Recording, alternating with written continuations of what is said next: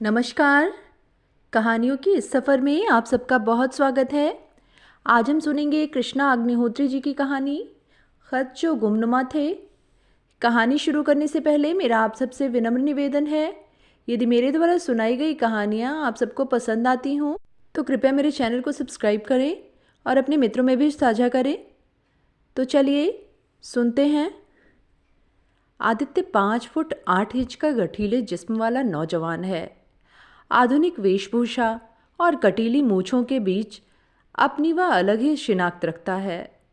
साहित्यिक रस भरी आंखों से उसके गाल गुलाबी हो जाते हैं और नेत्रों की चपलता बालक सी बैठ जाती है। होठ बरबस अनजाने में ही मुस्कुरा उठते हैं, जिससे उसका पूरा व्यक्तित्व मादक हो जाता है। अपने इस प्रभावशाली व्यक्तित्व के साथ वह जब पुलिस विभाग में चुना गया, तब भी वह असंतुष्ट हो निरंतर शिक्षा विभाग के लिए प्रयत्न करता रहा। उसे सचमुच ही शिक्षा विभाग से लगाव था। वह भी क्या सुहावना भाग्यशाली दिन था जब उसकी नियुक्ति खरगोन महाविद्यालय में हुई थी। दिव्या सिंह उसके विभाग में ना होकर भी उसे पसंद करती थी। उन्हें यह बात बहुत अच्छी लगती थी कि आदित्य सचमुच में एक आश्चर्यजनक व्यक्तित्व है, जो एडमिनिस्ट्रेटिव पोस्ट का लालच छोड़ शिक्षा विभाग में आया। अन्यथा रुपये व पद के मोह से कई व्याख्याता तहसीलदार व थानेदार तक होना पसंद करते हैं। दिव्या की तेज बुद्धि और विवेकशीलता से आदित्य भी एकदम प्रभावित हो गया। राजपूत घराने की सवरी सधी दिव्या आदित्य के बहुत नज़दीक पहुंच गई, परंतु वे दोनों बहुत संतुलित थे और उनके निर्णय उन तक ही सीमित थे। आदित्य समय की प्रतीक्षा कर रहा था जब वह अपनी माँ से इस अंतरजातीय विवाह की बात छेड़ सके, क्योंकि वह अपनी माँ के जिद्दी स्वभाव से परिचित था। तुरंत एक लावा फूटेगा और वह कटुता से कह देंगी, तेरे इन 2 छोटी बहनों को क्या कुएं में ढकेल दूं? अभी वह समय असमय के कश्मकश में डूब और उतर ही रहा था कि उसके कुछ शुभचिंतक सहकर्मियों ने एक गुमनाम पत्र द्वारा उसकी माँ को दिव्या व उसके विषय में बेहद भौंडे ढंग से सब लिख भेजा।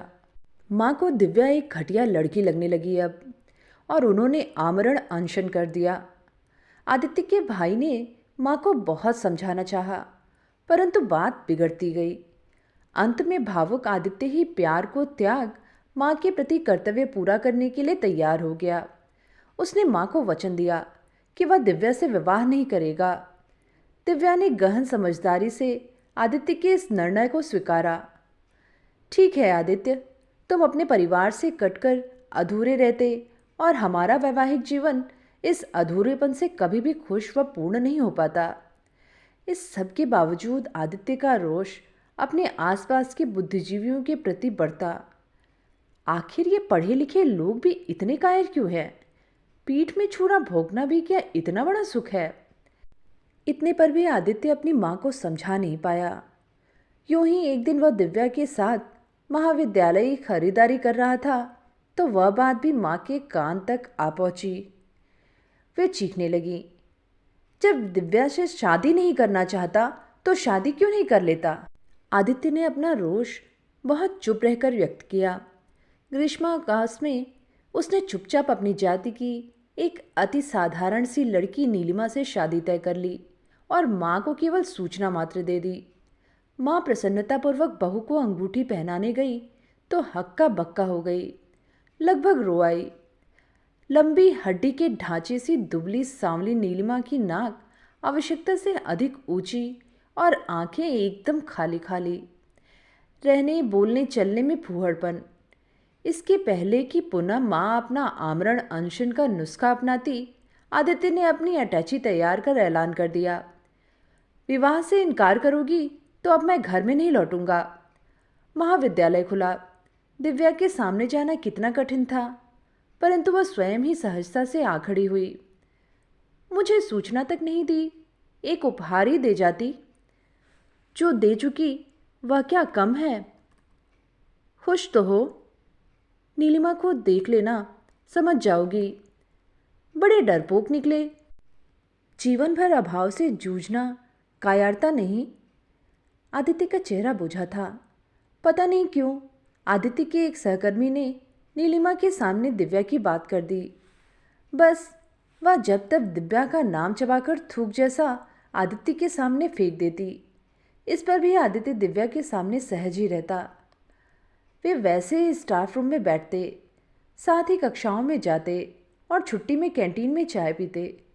उनकी व्यवस्थित मुद्रा ने स्टाफ में बौखलाहट मचा दी और अब उनके घुसते ही फुसफुसाहटें बढ़ने लगी।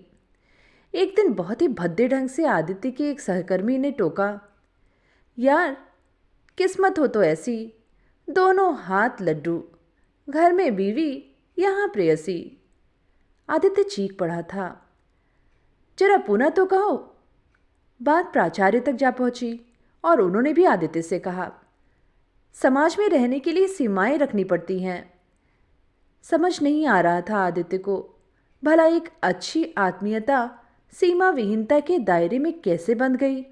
और तभी नीलिमा के पास उसके हफ्ते भर के छोटे छोटे कार्य गुमनाम पत्र से पहुंच जाते। हार कर आदित्य ऊब गया था और नीलिमा को खुश रखने के लिए उसने स्थानांतर मांग लिया। वह लड़कियों का छोटा सा महाविद्यालय था। हल्की नारंगी कमीज पहने आदित्य को लड़कियों के जत्थे बहुत स्नेह से देख रहे थे। एक ने कुछ जोर से कहा था, यार पहली बार बसंत बहार आई है, नए सर हैं, बहुत स्मार्ट। उसके डिपार्टमेंट की मैडम बीमारी की छुट्टी पर थी। तब भी आदित्य लड़कियों के हौसले के साथ खुश था। छोटा सा स्टाफ था, सबसे अच्छा रहने वाला आदित्य सभी का प्रिय पात्र था। एक ही बात आदित्य को नापसंद थी, वह उन सबकी नुक्ताचीनी वाली बात सह नहीं पाता। महिला व्याख्याताओं की पीठ मुड़ते ही पुरुष मंडली चटखारे लेने लगती और अच्छी खासी मुलाकातों का कचरा बना डालती। वो मिस कपूर है ना, जब देखो गमबख्त खन्ना के स्कूटर पर ऐसे घूमती हैं जैसे उसकी रखैल हों। और वो मित्रा बनी हुई हैं, पुरुषों से ऐसे घबराती हैं जैसे देखते ही पिघल जाएगी। अपनी सूरत तो देखे, आंखों के नीचे स्याह दाग और बाल खिचड़ी। आदित्य इन सबसे उदासीन हो पुस्तकालय में जा बैठता। ऐसे ही वह जब एक उदास दिन को काट रहा था, तब खुली हंसी के साथ गोरी और बेहतरीन उस सुंदर स्त्री ने उससे प्रश्न किया, आपने टाइम टेबल तो चेंज नहीं किया ना? नहीं, आप कब लौटी? आदित्य मुस्कुरा उठा, आज ही। चाय पीते हो ना? हाँ चलिए। वाक्य आदित्य ने पूरा किया। प्रिया क्या आई, महाविद्यालय की सुनसान घड़ियां घंटियों जैसे बजने लगी। वे एक पल भी उसे अकेला नहीं छोड़ती। न जाने कितनी फुर्ती थी उनमें। सुबह से ही कभी मटर की कचौरियाँ तो कभी मठरी, कुछ भी ताज़ा बना लाती। खाने पीने की शौकीन आदित्य जब उस सबको बहुत प्यार से खाता तो वह बहुत खुश होती, एकदम तृप्ति से जैसे वे भर जाती। तुम्हें तो होटल में ही खाना पड़ता है ना, मेरे घर आ जाया करो, बढ़िया खाना खिलाऊंगी। आदित्य उनके घर जा पहुंचा। उस दिन मैडम प्रिया नारंगी रंग में अनुपम लग रही थीं, परंतु हर पल जैसे उन्हें कुछ चुभ रहा था। आदित्य ने उन्हें सहेजा और उन्होंने मुक्त भाव से अपना मन खोल दिया। कितनी निजी परेशानियों और समस्याओं को ले व्यक्ति हाथ पैर फेंकता है और हंसना चाहता है, यह आदित्य के अतिरिक्त मैडम प्रिया भी जानती थीं।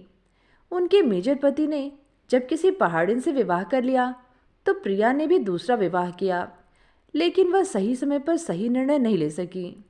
दूसरा पति विलायत गया तो लौटा ही नहीं। बस समाज में प्रिया के नाम के साथ कई कहानियां अवश्य जोड़ गया। दोनों रात के 1 बजे तक लॉन में बैठे अपने मन खोलते रहे। सच आदित्य, तुम तो लाश के साथ जीने का धर्म निभा रहे हो, सचमुच प्रशंसा के पात्र हो। मैडम की मुद्रा एकदम भीगी घास जैसी नरम थी। पर आप भी कितनी सशक्त बहादुर महिला हैं। लोगों को आपके साफ सुथरे मन तक पहुंचने के लिए स्वयं की कलुषिता धोनी पड़ेगी। आदित्य गंभीर था। लोग या हमारे आसपास जीने वाले कुंठित मनोवृत्तियों के बुद्धिजीवी। प्रिया का ठहाका खोखला था। है तो कुछ ऐसा ही। ये लोग समझते हैं कि जो अपने पति या पत्नी के साथ खुशहाल जीते हैं, या जीने का नाटक रचाए हैं, वे ही सही नैतिकता की परिभाषाएं रच सकते हैं। कहना शायद असंगत नहीं, परंतु इनमें से सभी एकांत में मेरे प्रति आकर्षण जता चुके हैं। मैं जानता हूँ। अभी 2-4 दिन पूर्व ही एक योग्य पति मुझसे पूछ रहे थे कि कोई मन बहलाने के लिए यहाँ औरत नहीं मिल सकती। गुस्सा तो चढ़ा था कि यह प्रश्न मुझसे क्यों पूछा गया। क्या अकेले रहने का यही अर्थ होता है? ले आओ नीलिमा को, मेरे लिए कभी कभार घर का खाना खाने की जगह हो जाएगी। ना हो तो यही रह जाना कुछ दिन। प्रिया भावुक हो गई।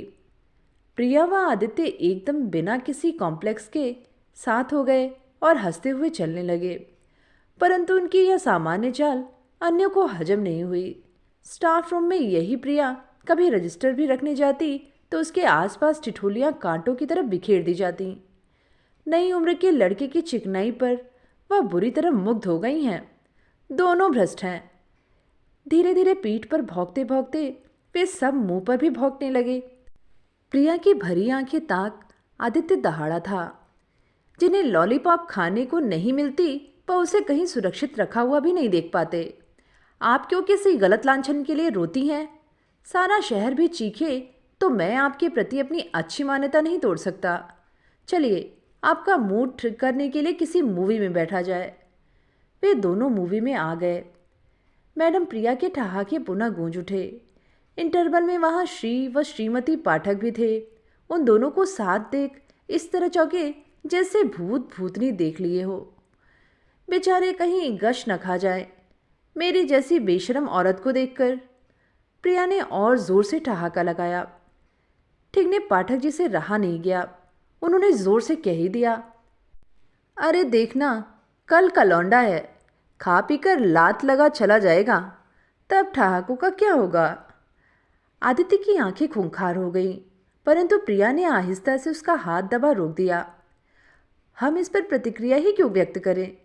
इस प्रतिक्रिया का अर्थ होगा कि उस रिमार्क को हमने स्वीकारा है। विरोधों के बावजूद भी वे दोनों एक दूसरे के निजी दुख सुख के सच्चे साथी बने रहे। प्रिया आदित्य के भोजन से ले उसके कपड़ों तक की चिंता करती और आदित्य उनके घर की सब्जी तक लाने से कतराता नहीं। अचानक आदित्य एक पूरे दिन गुम रहा। प्रिया चिंतित सा गुलाब के पौधों में पानी दे रही थी। शाम का भीगापन चमेली की खुशबू के बीच महक रहा था। आदित्य आ गया। वह बहुत टूटा व भरभराया सा लग रहा था। क्या बात है, बहुत थक गए हो? ठंडी लस्सी लाती हूँ। प्रिया ने सहजता से आदित्य का माथा छूकर कहा।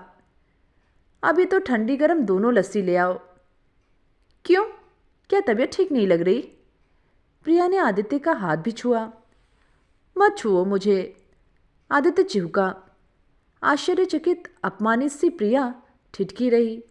सदा की तरह संतुलित होकर पूछा, क्या हुआ आदित्य, मुझसे क्यों बच रहे हो?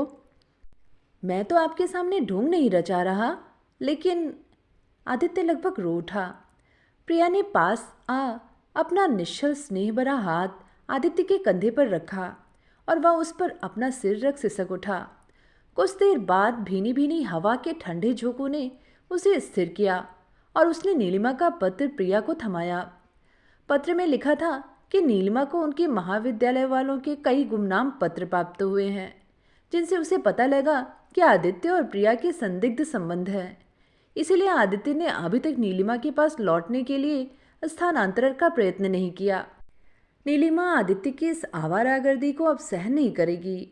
या तो वह प्रिया से मिलना जुलना छोड़ तुरंत वापस लंबी छुट्टी ले आए या तलाक के लिए सहमति भेज दे। इसमें इतनी परेशानी क्यों? अपने बुद्धिजीवियों से और क्या उम्मीद की जा सकती थी? नीलिमा तो सामान्य स्त्री की भांति ही लिख रही है। केवल लिखती ही तो ठीक था। उसने अपने पिता को मुझसे लड़ने के लिए भेज दिया है। बिना सोचे समझे वह जो मन में आया कहते रहे हैं। मैं बार बार समझा चुका, पर वे यही कहते हैं। तो तुम क्यों मैडम प्रिया के घर जाते हो? अब तो तुम्हें इसी समय वापस चलना पड़ेगा। बड़ी कठिनाई से छूट कर आ पाया हूँ। तो क्या तुमने सदा के लिए वापस जाने का निर्णय ले लिया? प्रिया की आवाज़ कांप रही थी। मैं अब निर्णय लेने के लिए स्वतंत्र कहाँ हूँ? मेरे टिकट तक ले लिए गए हैं। इच्छा तो होती है कि नीलिमा को छोड़ ही दूं, जो ऐसी बुद्धिहीनता का परिचय दे गुमनाम पत्रों को प्रोत्साहित करती है। नहीं, ऐसा मत सोचो, परिवार बहुत कीमती है। ठीक है, लौट जाओ। प्रिया की आंखें भर आईं। उनका खालीपन बहुत अरसे बाद आंसू भी ढांक नहीं पा रहे थे।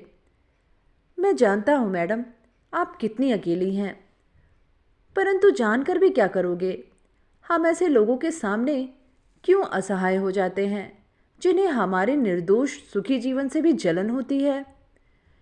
मैं ऐसे लोगों से नहीं डरता, परंतु आपके अपमान से डरता हूँ। ये पत्र बंद नहीं होंगे, इनका कपट चलेगा और बेवकूफ़ नीलिमा कुछ भी कर सकती है। लस्सी ले आऊं? प्रिया ने सामान्य होना चाहा। वे सब यहीं कहीं मंडरा रहे होंगे। सूंघते हुए यहाँ तक आए इसके पहले ही आदित्य बहुत अस्थिर हो उठा। अच्छा, जाना चाहते हो तो जाओ। प्रिया की आवाज़ ठंडी थी। तो चलो। प्रिया एकदम खाली पात्र सी जाते हुए आदित्य को ताकती उन गुमनाम पत्रों की बात सोच त्रस्त हो उठी और वह समझ गई कि अभी पता नहीं कब तक ऐसी त्रस्तता का बोझ उसे उठाना पड़ेगा। शायद तब तक जब तक समाज नर नारी के सहज रिश्तों को सही मान्यता नहीं दे देता। तो ये थी कहानी खत जो गुमनाम थे। कहानी आप सबको कैसी लगी नीचे कमेंट में लिख के ज़रूर बताइएगा। आगे भी ऐसी कहानियाँ सुनते रहने के लिए चैनल को ज़रूर सब्सक्राइब करें। फिर मिलेंगे एक नई कहानी के साथ। धन्यवाद।